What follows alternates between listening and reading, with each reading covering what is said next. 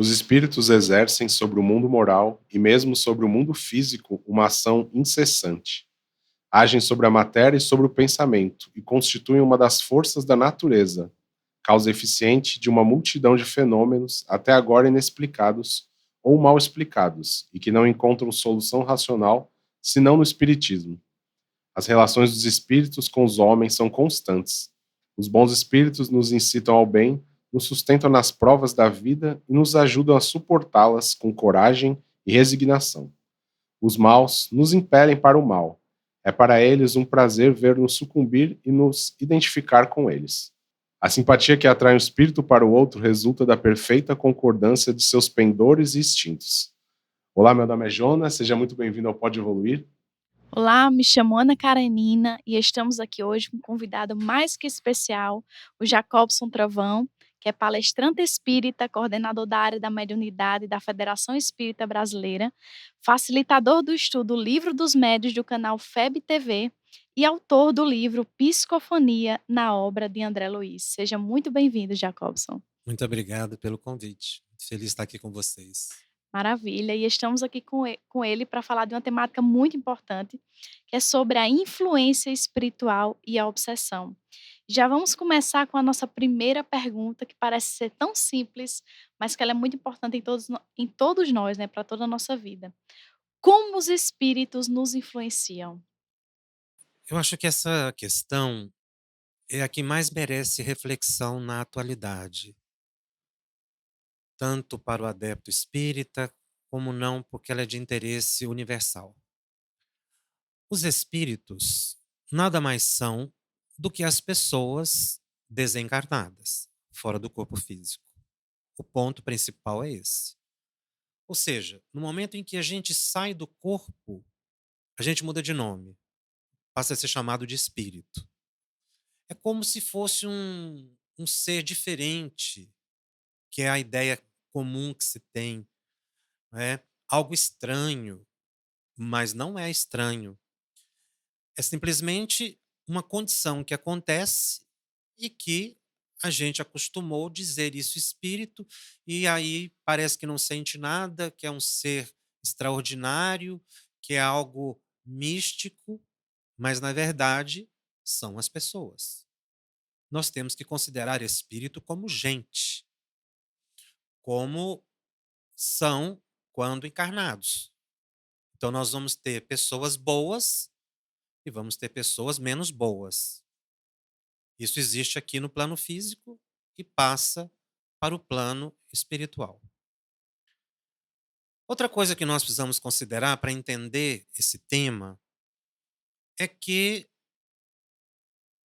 os espíritos ocupam todos os lugares. Em todos os lugares tem gente, embora a gente não veja. Tem espírito.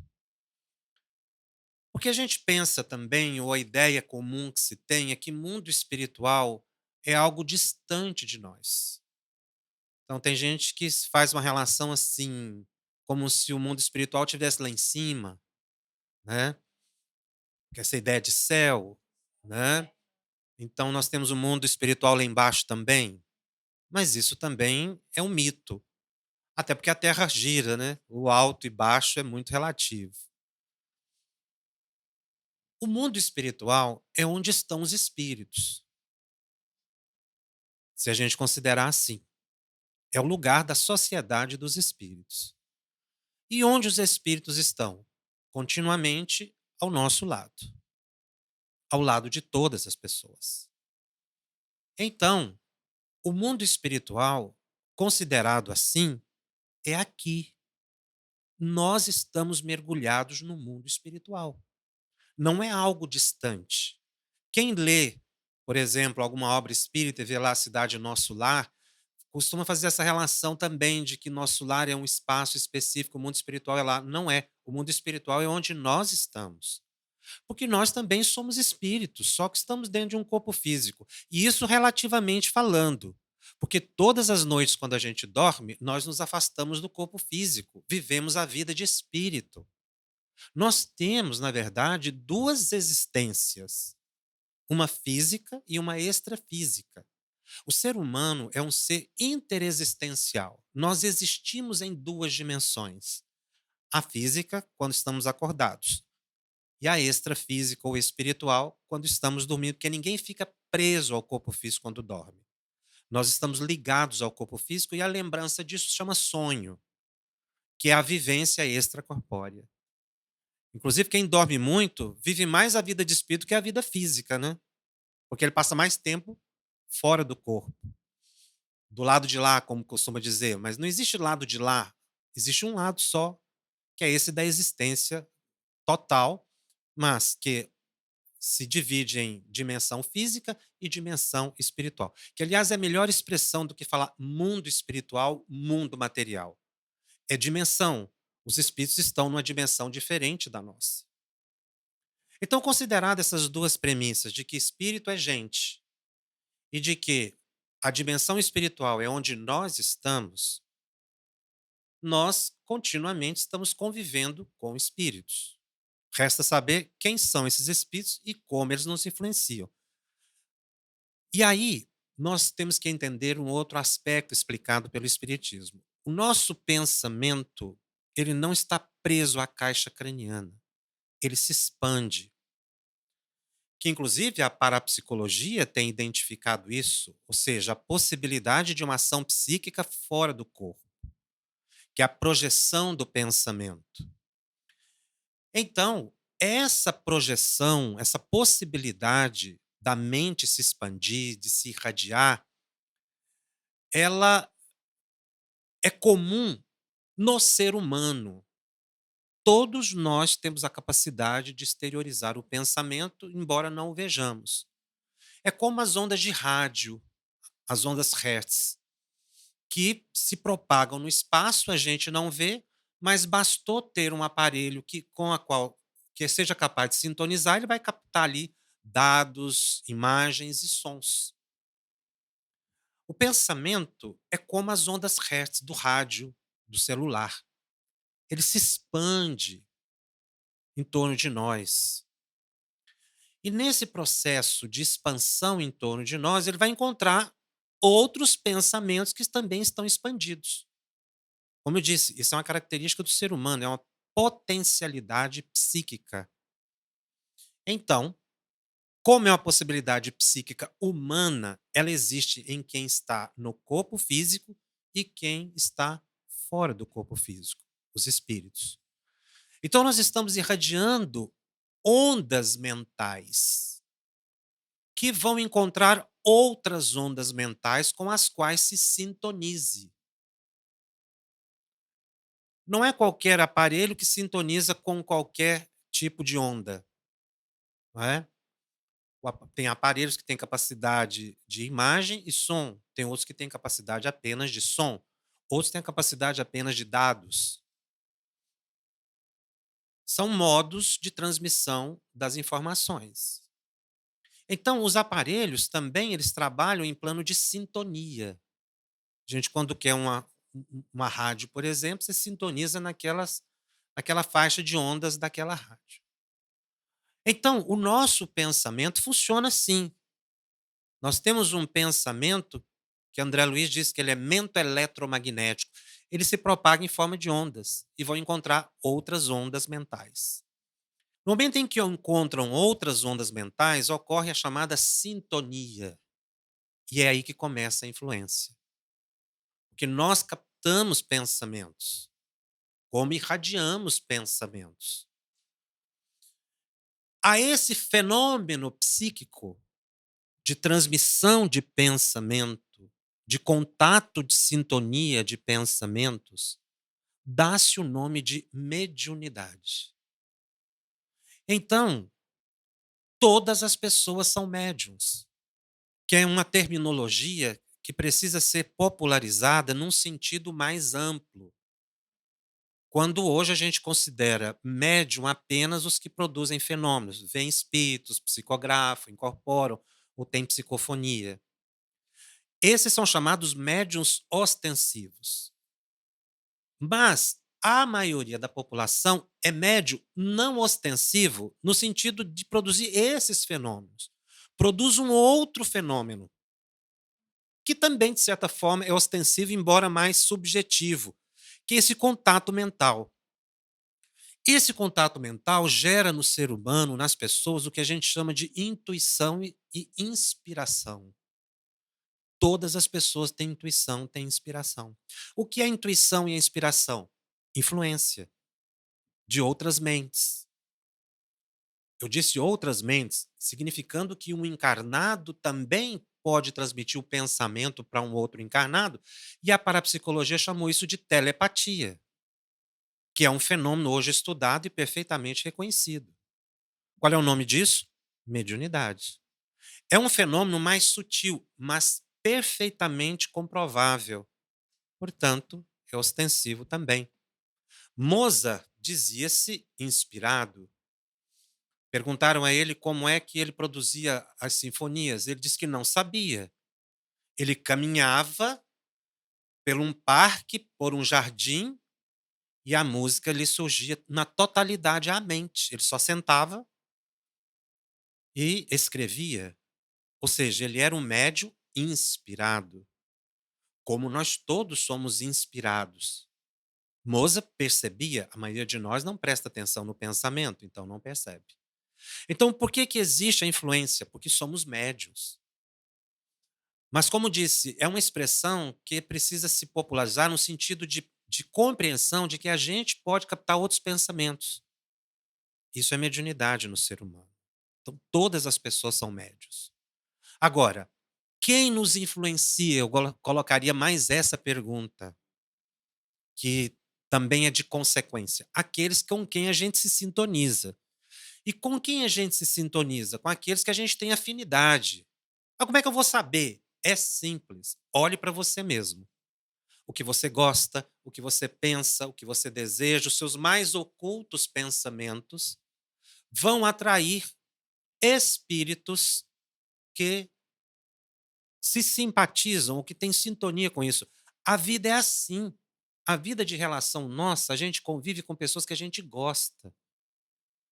Isso não acaba no ser humano. Com pessoas que a gente gosta, que a gente ama, que a gente tem afinidade. Então, nós temos os amigos que vão com a gente para o ambiente religioso e existem aqueles outros que têm os amigos que vão para os bares, para as festas, para a viciação. Isso depende de cada pessoa, mas é um processo humano. Então, quem nos influencia? Kardec diz que tem 3 tipos de espíritos que nos influenciam basicamente. O anjo de guarda, que nos protege, responsável pela nossa encarnação. Espíritos familiares, amigos, evoluídos desta ou de outra vida, que já desencarnaram. Alguns a gente pode até não conhecer, outros a gente conhece. E aqueles com os quais a gente tem afinidade ou sintonia. Esse é que é a turma do problema. Porque conforme for a nossa natureza, nós vamos ter espíritos de mesma categoria que vão nos influenciar. Então, a influência decorre da mediunidade. Com quem a gente convive, decorre da sintonia. Então, nós vamos ter espíritos dentro de casa. Quem vai estar dentro da minha casa? Quem eu chamei? Pelo pensamento. Vai ser bom ou mal? Vai depender de mim. Ele é um convidado meu, de acordo com as minhas ideias. Como eu disse, nós temos 2-1, né? Espíritos sempre elevados. 2/3, digamos assim, porque são 3 categorias, que estão nos estimulando para o bem, sofrem quando a gente sofre, oram conosco, estavam conosco quando encarnamos, vão estar conosco quando a gente desencarnar. São bons espíritos. Ter a companhia de maus espíritos depende da gente. Perfeito. Uma ótima introdução, assim. Então vamos para a segunda parte do tema, né, que é influência espiritual e obsessão. O que são ou quem são esses obsessores? Aí é que está. Os obsessores são os nossos convidados de mesma natureza. Mas qual é a diferença da influenciação para a obsessão? Na influência, existe essa sugestão mental. Um espírito pode me inspirar um pensamento e eu acolho ou não. Mozart compunha música. Um outro pode ter o desejo de cometer um crime, mas é uma sugestão. Eu aceito ou não. É a faixa de influência. A questão 459 de O Livro dos Espíritos, que vocês leram, diz bem disso, quando Kardec pergunta se os espíritos são capazes de nos influenciar. E os espíritos respondem que eles influenciam muito mais do que nós imaginamos, que o comum são eles nos dirigirem. Aí ele mostra a faixa da influência que poderá ser boa ou má, dependendo da nossa condição. Mas a obsessão já é diferente. Quando eu me sintonizo com um espírito inferior, eu posso, num processo de convivência continuada no tempo, ir perdendo aquele domínio mental e passo a ser guiado, condicionado. Então, o que caracteriza, na definição de Kardec, a obsessão é o domínio de uma mente sobre outra mente. Enquanto não há o domínio, não há obsessão. O que caracteriza a obsessão é um domínio. Kardec coloca de um espírito para o encarnado, porque ele está estudando essa relação, mas isso é mais ou menos geral. Toda mente que domina outra mente é obsessora dessa mente. Se a pessoa é extremamente ciumenta, isso na relação humana aqui, e ela constrange o outro pelo seu ciúme, ela está obsidiando essa pessoa. Porque obsessão é o domínio mental que se tem sobre a outra. E isso é muito grave. Então, existe obsessão de encarnado para encarnado. Como existe a obsessão de desencarnado para encarnado, que é o que a gente pensa que ser o mais comum, de espírito sobre nós. Mas, às vezes, nós obsidiamos o espírito. Quando, por exemplo, André Luiz tem um caso muito emblemático, paradigmático nesse assunto, de uma senhora que havia perdido o marido e o marido ficava desencarnado sentado na sala dela. Um dia os benfeitores espirituais resolveram tirá-lo de lá a benefício dele, levar para um hospital no mundo espiritual, porque ele estava completamente dementado na vida de espírito. Aquela senhora entrou numa depressão tão profunda que quase desencarnou, pelo choro, pelo desespero. O que ela fez? Pelo processo da sintonia, as ondas mentais, ela atraiu o marido de volta para dentro de casa. E ele não tinha controle, porque ele estava muito perturbado, não tinha experiência nenhuma com a vida espiritual, era um homem dado às coisas do mundo. Nessa perturbação que ele estava, ele voltou para dentro de casa. E ela, então, se tornou obsessora dele. Que é algo muito sério. A gente perturbar a cabeça dos espíritos. Então, existem esses lados todos de obsessão. É um domínio de uma mente sobre a outra. Porque na influência da 459, influencia os espíritos, os bons espíritos nos influenciam. Não existe obsessão de bons espíritos. Só existe obsessão de espíritos inferiores. Eu vou usar a expressão inferior para trazer uma imagem de evolução. Ou seja, existem espíritos em condições de evolução, como nós. Se nós nos compararmos com espíritos superiores, não é? Com o Emmanuel, com um Cristo, nós somos inferiores. É nesse sentido evolutivo. Então, a obsessão decorre de uma inferioridade moral. E até você já introduziu, né, sobre essa questão da obsessão, mas como é que ocorre esse processo obsessivo, né? Como é que ele inicia? Como é que ele vai, né? Como é que essa conexão se dá? É muito interessante porque o obsessor, no início do processo obsessivo, ele não é uma pessoa desagradável, ele é agradável. A obsessão no início ela é prazerosa, porque o espírito vai estimular no indivíduo aquilo que ele gosta de negativo. Então ele é o companheiro que vai junto para a bebida, é o companheiro que vai junto para a farra. Só que esse companheiro, inferior como eu, vai me estimular naquilo que eu gosto de fazer e que é inferior. Os espíritos superiores também fazem o mesmo. Se eu quero fazer o bem, se eu quero estudar, se eu quero fazer a caridade, eu vou ter espíritos que me acompanham, que vão me estimular a cada vez mais ser bom, benevolente, caridoso, dado ao perdão, ao trabalho para o próximo. Mas os bons espíritos, como eu disse, não nos constrangem, eles não nos obrigam, eles nos inspiram ou intuem.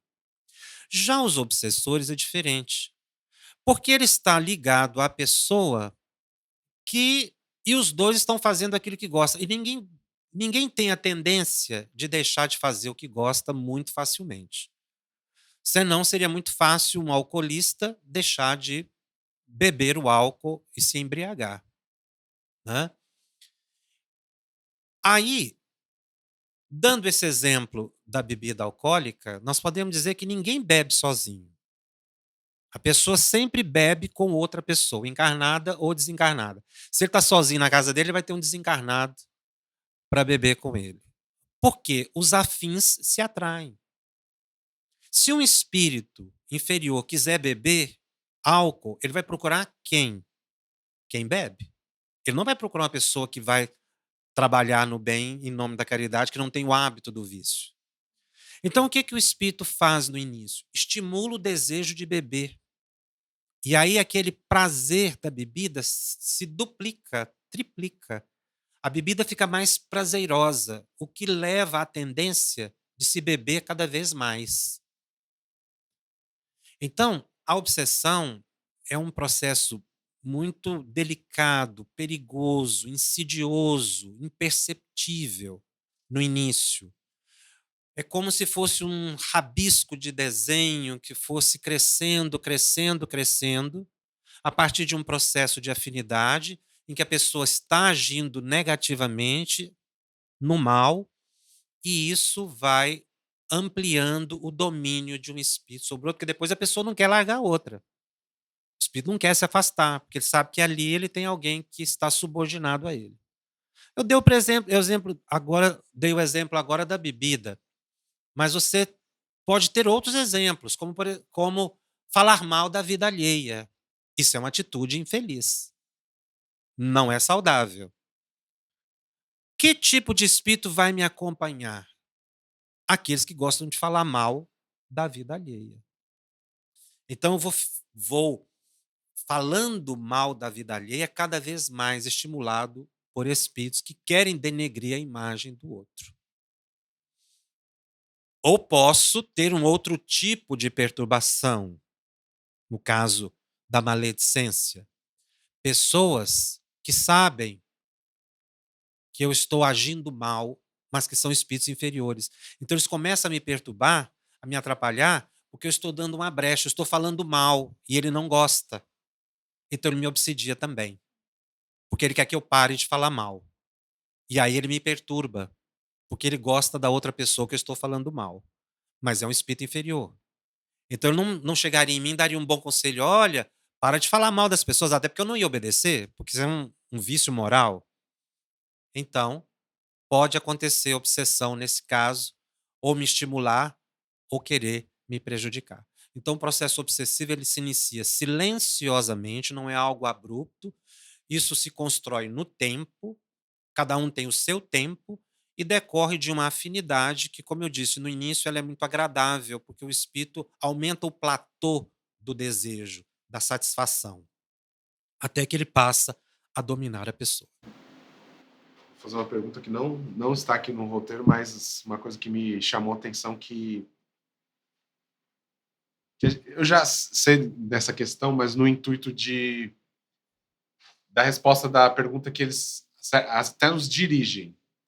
Como é que funciona o livre-arbítrio e essa direção? Para o pessoal entender assim, porque às vezes a pessoa fica muito preocupada com isso. Como assim ele me dirige, né? É uma possessão que o pessoal costuma chamar em outras religiões, né? Como é que funciona o livre-arbítrio nessa hora? É, porque os espíritos respondem como eu coloquei. Eles nos influenciam mais do que nós imaginamos, que o comum são eles nos dirigirem. E eu disse que espírito inferior é que dirige.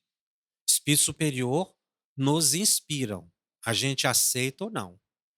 Agora, eu considero essa questão, a 459 de O Livro dos Espíritos, reveladora de uma faixa de domínio extremamente perigosa na vida humana. Alguém está me dirigindo, nós acabamos de dizer quem é que dirige. Então é muito perigoso, porque eu estou então sendo teleguiado e não sei exatamente. E isso é perigoso, porque tem pessoas que cometem crimes nesse estado de domínio, que é chamado também de hipnose. Os espíritos hipnotizam as pessoas, sobretudo de madrugada. E a pessoa acorda então com aquelas já ideias implantadas, por comandos mentais de fazer o mal, de cometer um crime, de cometer um suicídio, de se divorciar, de prejudicar, que são atitudes infelizes. Agora, quando eu exerci o livre-arbítrio? Quando eu convidei a pessoa. Porque os espíritos criam uma imagem muito interessante, André Luiz que cria uma imagem no livro Missionários da Luz, ele diz assim, perguntando a um mentor elevado, por que é que os benfeitores espirituais, o anjo de guarda, não retiram os obsessores da casa da pessoa? E o mentor disse o seguinte, como é que eu entro na casa de uma pessoa? Encontro ali uma visita da pessoa, um convidado da pessoa. Eu não gosto daquele convidado.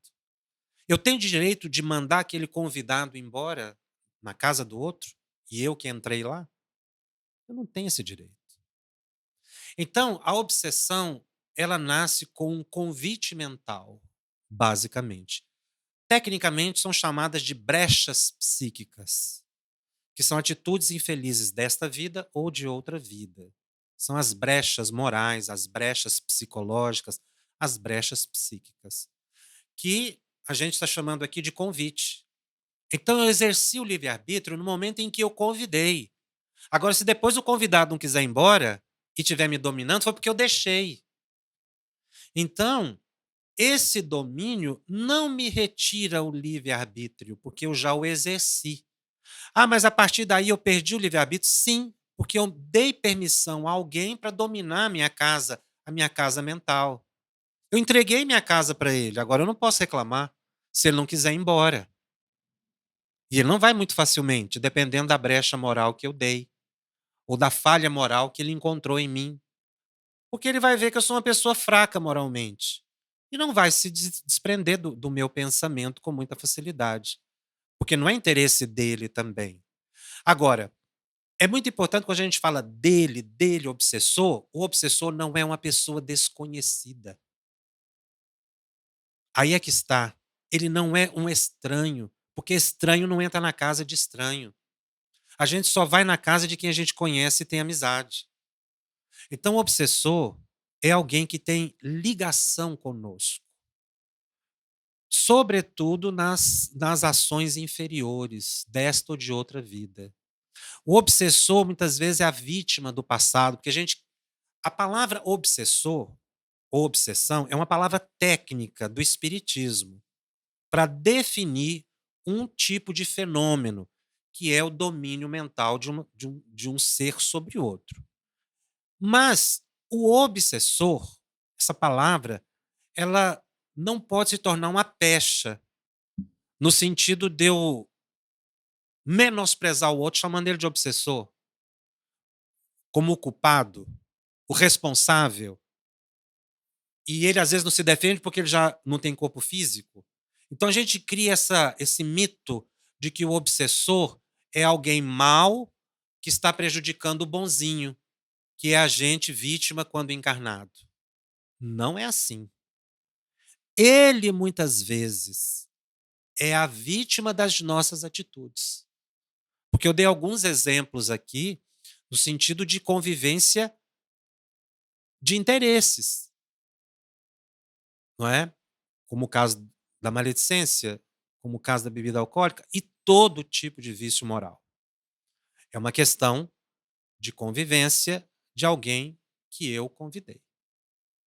Mas existem aqueles que me perseguem porque são vítimas das minhas atitudes.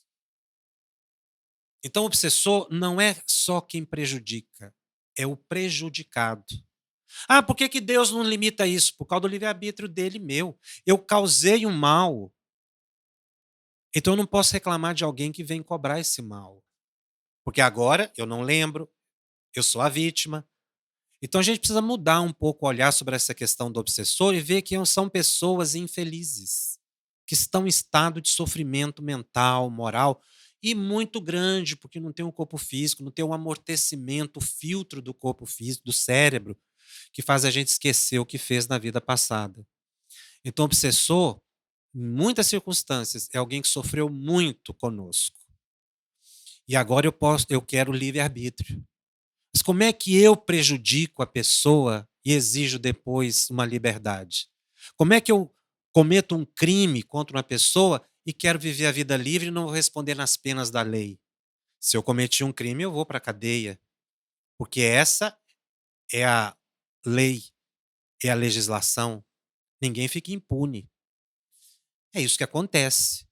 Então eu cometo um crime e quero ficar livre? Eu fui livre para cometer o crime. Agora eu não sou livre mais, porque eu respondo nas penas das leis divinas. Mas eu acho muito interessante essa metáfora da comparação da casa, que no livro O Mundo Maior de André Luiz ele faz uma comparação parecida, ele diz que é um castelo. Inclusive ele dá uma aprofundada maior, que ele fala os níveis do castelo, os andares que cada um faz. Então acho que essa metáfora, para elucidar assim, um pensamento para os ouvintes, ela é muito interessante. Né? Exatamente. A expressão casa mental é de André Luiz no livro No Mundo Maior, em que ele compara a nossa mente com uma casa de 3 andares. Os porões, que é a nossa subconsciência. A faixa média dessa casa, que é a consciência. E a faixa superior, que é a superconsciência. Quando estamos nos processos obsessivos, nós estamos vivendo os porões da casa mental, que é a parte da nossa subconsciência voltada para o automatismo, daquele que recebe um comando, vamos beber, e a pessoa bebe. Quando a pessoa sair dessa faixa subconsciencial e entra na faixa consciencial, que já é um processo evolutivo, o espírito chegaria, por exemplo, em mim e diria: vamos beber. E eu diria: beber para quê? Eu tenho escolha. O que caracteriza a consciência é a escolha entre odiar e não odiar, entre usar um tóxico e não usar. Até que eu me liberto, me sublimo, me espiritualizo. Um Chico Xavier, um Divaldo Pereira Franco, que já vivem a faixa superconsciencial da existência humana. Perfeito. E para fechar essa parte, né, do nosso episódio, eu gostaria de perguntar para você como é que a gente percebe que a gente está num processo obsessivo, ou nós mesmos, ou alguém da nossa família, e o que que a gente deve fazer? O que fazer, né, ou o que buscar para que a gente passe por esse processo? Bom, nós temos que entender que processo obsessivo decorre de uma influência que evoluiu para esse estado. Então, a maioria de nós vive sob influência, que é normal na nossa faixa evolutiva. Influências boas, influências negativas. Porque a influência não é ruim. A influência em si ela é neutra, porque influência é mediunidade. A nossa mediunidade é um sentido psíquico, como ver, ouvir, falar. Nós temos um sexto sentido, que é o sentido mediúnico. Então, esse sentido ele não é bom nem mal. Como ver não é bom nem mal. É uma capacidade psíquica. Então, pela mediunidade, eu vou atrair espíritos, como nós explicamos aqui, de naturezas diferentes. Então, nesse processo de influenciação, nem sempre é possível, de forma assim aleatória. Como é que eu começo a perceber o mal em mim? Quando eu começo a refletir sobre as minhas atitudes. Aí eu começo a ver a sombra que existe em mim. Enquanto eu ando distraído pela vida, eu não percebo as sombras. Porque isso é tão natural que eu não diferencio. Eu só vou diferenciar quando eu buscar a luz, quando eu buscar abandonar as trevas que existem em mim. Então é possível perceber uma obsessão? É possível, mas desde que eu comece a prestar atenção em mim, o que eu gosto, como eu faço, como eu reajo às coisas, como eu trato as pessoas, como eu lido com as emoções. Aí eu vou começar a perceber que, como a minha mente está continuamente emitindo ondas mentais e encontrando outras ondas mentais, eu vou me sintonizando com aqueles que pensam como eu penso. Então, se eu prestar atenção em mim, numa autoanálise desapaixonada, sem depressão, madura, eu vou verificar as sombras que existem em mim. Nesse estado de sombras é que eu estarei convivendo com outros que estão nos mesmos estados psíquicos, derrotistas, depressivos, tristes, amargurados, reclamando, viciosos. São estados de perturbação psíquica. Então eu posso observar isso em mim. Aí eu sei que eu estou sofrendo influência e que essa influência pode virar uma obsessão se eu não neutralizar isso logo. Então, faz parte do processo da percepção da obsessão um estudo da nossa mente, começarmos a prestar atenção no que a gente pensa, não só pensar, mas prestar atenção no que pensa. Aí eu vou identificar. Eu posso não ser um médium muito sensível que vou ver um espírito, que vou saber, mas eu estou dando brechas morais, psíquicas, eu tenho que neutralizar isso. Aí eu neutralizo a obsessão. Outras pessoas poderão ver em mim na minha mudança de comportamento ou no agravamento de um comportamento. Então, uma pessoa que esteja agindo negativamente, destruindo a própria vida e não está percebendo, ela pode estar sofrendo um estado obsessivo que Kardec chamou de fascinação. Essas pessoas não aceitam que estão obsidiadas. Mas quem olha por fora sabe que está em graus muito graves de perturbação. Mas o processo começa pelo autoconhecimento, de perceber-me. Aí eu identifico. Maravilha. E aí encerramos a parte de perguntas do nosso podcast e vamos para o nosso primeiro quadro que se chama O Convidado Indica, onde o nosso convidado Jacobson irá nos indicar alguma referência, algum livro, algum filme, algum seminário, enfim, alguma referência para que a gente possa estudar mais sobre essa temática. Eu indicaria o Livro dos Médiuns. Por quê?